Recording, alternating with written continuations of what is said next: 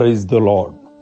ప్రభువైన యేసుక్రీస్తు నామములో ఈ ఉదయ కాలమందు మీ అందరికీ కూడా శుభములు తెలియజేస్తూ ఉన్నాను. పరిశుద్ధ గ్రంథములో కీర్తన గ్రంథము 42వ కీర్తన 5వ వచనము, 43వ కీర్తన 5వ వచనము. నా ప్రాణమా, నీవేళ కృంగి ఉన్నావు, నాలో నీవేళ తొందరపడుచున్నావు, దేవుని యందు నిరీక్షణ ఉంచుము. సాధారణముగా దావీదు పరిస్థితులను చూచి కలవరం చెందు వ్యక్తి కాదు.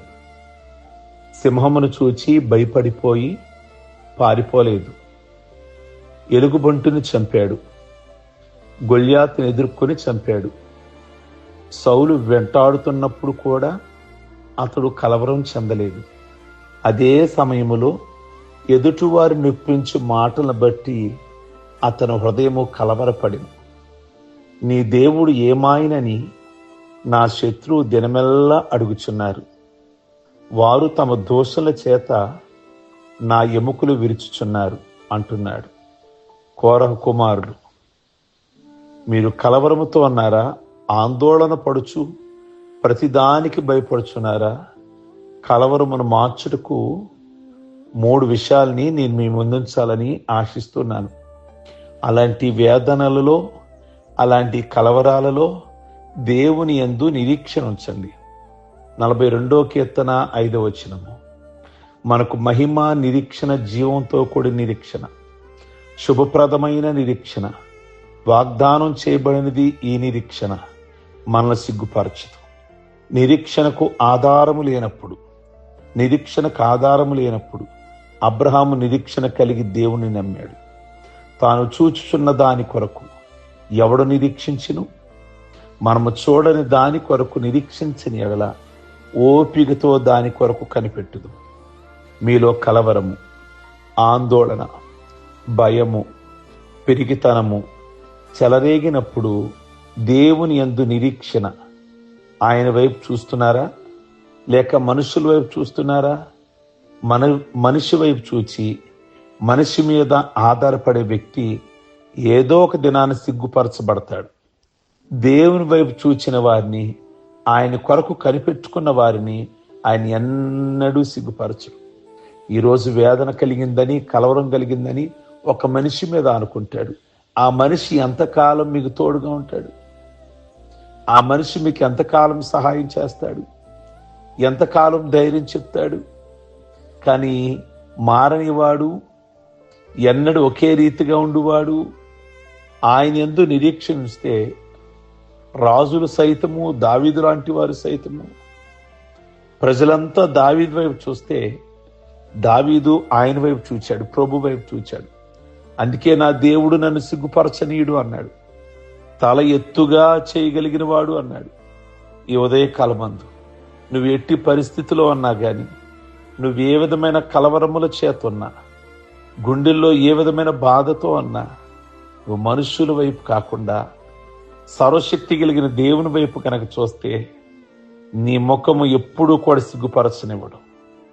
నీ భక్తి నీకు ధైర్యం పుట్టింపదా? నీ యథార్థ ప్రవర్తన నీకు నిరీక్షణ ఆధారము కాదా? యోబులు అంటాడు 4వ అధ్యాయం 6వ వచనంలో, దేవుని జ్ఞాపకం చేసుకోండి కష్టం కలిగినప్పుడు.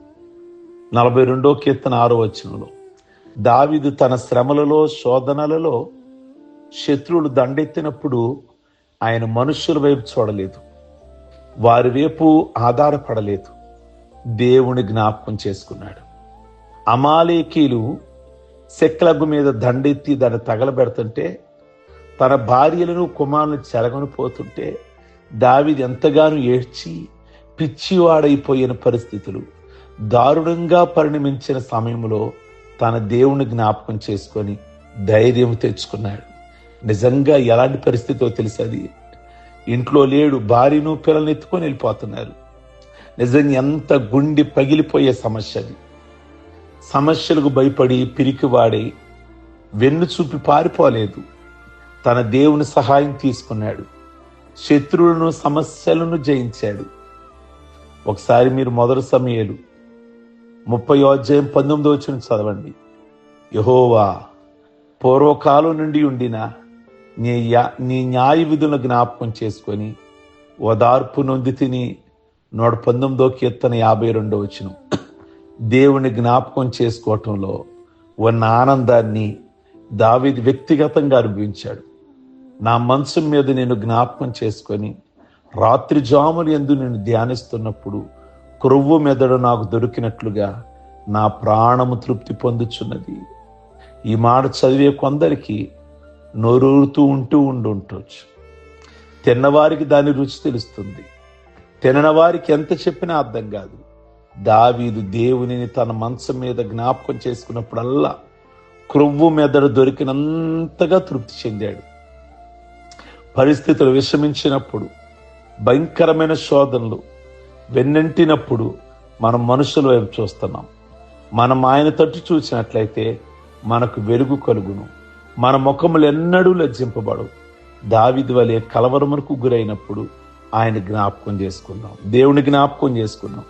ఆ టైంలో మనుషులు కాదు, ధనాన్ని కాదు, పరిస్థితులు కాదు, దేవుని వైపు జ్ఞాపకం చేసుకోవాలి. మూడోది, అట్టి పరిస్థితుల్లో దేవుణ్ణి స్తుతించాలి. 42 కీర్తన 11 వచనం. దావీదు కలవరంతో ఉండినప్పటికీ, పరిస్థితులు వ్యక్తించినప్పటికీ దేవుణ్ణి స్తుతించుట మానలేదు. దినమునకు 7 మార్లు ఆయనను స్తుతించాడు. స్తుతి చేయుట యథార్థవంతులకు శోభస్కరము. దేవుణ్ణి ఎందుకు స్తుతించాలి? ఈ రోజు వరకు భూమి మీద బ్రతుకున్నావు గనక స్తుతించాలి. భూమి మీద సజీవులుగా ఉంటేనే కదా మేలైనా కీడైనా అనిపించేది. నేను మరణిస్తే మన్ను నేను స్తుతించునా? నీ సత్యమును గూర్చి అది వివరించునా? ఈ దినమున నేను సజీవుణ్ణై నేను స్తుతించుచున్నాను. దేవుణ్ణి ప్రేమించు వారికి సమస్తము మేలు కలుగుటికే సమకూడి జరుగుచున్నదని మనం ఆయన స్తుతించాలి. కొంతమంది అంతా బాగున్నప్పుడు వేదికలెక్కి వాదము చేసి త్యాగమే మేలని బోధలు చేస్తారు. తన దాకా వచ్చేసరికి ఎందుకు ఎంచావు నన్ను ఇళ్లలో, ఎందుకు నాకు ఈ కష్టాలు అన్నట్లుగా పాటలు పాడతారు. దావీదు తన కలిగిన కలవరములో దేవుని యందు నిరీక్షణ ఉంచాడు. నెంబర్ 1.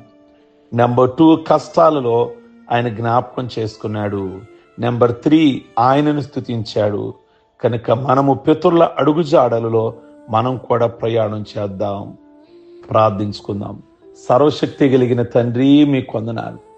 దావీదు కలిగిన కష్టాలు, దావీదు కలిగిన వేదనకరమైన పరిస్థితులు, గుండెని పిండేసే లాంటి పరిస్థితులు, నిజంగా సింహంతో పోరాడాడు గాని, ఎలుగుబొట్టులు చీల్చాడు గాని, నిజంగా మనుషులు తాకిడి తట్టుకోలేనప్పుడు మీ వైపు మాత్రమే చూచి కేవలము నిరీక్షణ ఉంచి ఉన్నాడు. మీ సన్నిధిలో ప్రభువా, అతను మీ అందే నిరీక్షణ ఉంచి ఉన్నాడు. మిమ్మల్నే జ్ఞాపకం చేసుకున్నాడు, మిమ్మల్నే స్తుతించి ఉన్నాడు. కనుక అనుభవంలోనికి ప్రతి ఒక్కరూ కూడా కష్టములు రాగానే, వేదన రాగానే బెంబేలెత్తకుండా మీ వైపు చూడగలిగిన కృప దయచేయమని, అయ్యా మిమ్మల్ని జ్ఞాపకం చేసుకునే కృప దయచేయమని, మిమ్మల్ని స్తుతించే కృప దయచేయమని ప్రార్థన చేస్తూ ఉన్నాం. అలాగే ఈ దినం ప్రభువా, ఎవరి విధమైన కుటుంబాలలో కష్ట పరిస్థితుల్లో, ఆర్థిక ఇబ్బందులతో ప్రభువా బాధతో ఉన్నారు, అనారోగ్యము వారిని వేధిస్తుందో, నెమ్మది లేని పరిస్థితులలో ఉన్నారో, దావీదుకు సహాయం చేసిన ప్రభువా, ఈ ఉదయకాలం నీ ప్రార్థనలు ఏకీభిస్తున్న బిడ్డలకు మేలు చేయండి.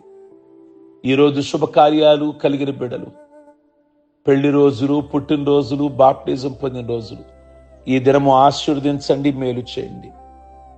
మీ మహిమార్థంగా జీవించగలిగిన కృపను ఇటు సంవత్సరాలు నిండు వృద్ధాప్యం వరకు చేసుకోవడానికి కృప దయచేయమని ప్రార్థన చేస్తున్నాం తండ్రి.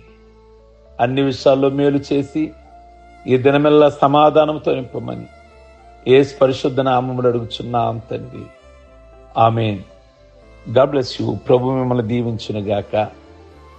అందరికీ ఈ వర్తమానం దీవెనకరంగా ఉంటే షేర్ చేయండి, అలాగే లైక్ బటన్ నొక్కండి, అలాగే చాట్ బాక్స్లో మీరు పొందుకున్న మేలును వ్యక్తం చేయండి. మీ చుట్టాలందరికీ కూడా సబ్స్క్రైబ్ చేసుకోమని మాత్రం మర్చిపోమాకండి. చక్కటి ఆరాధనలు, మందిరాన్ని పరిచయం చేయండి, సేవకులను పరిచయం చేయండి, మన యూట్యూబ్ ఛానల్ పరిచయం చేయండి. చక్కగా వాళ్ళు కూడా విని వాక్యాలు నేర్చుకుంటారు. అలా దేవుని వారికి బలపరిచిన వారు అవుతారు మీరు. Okay, God bless you.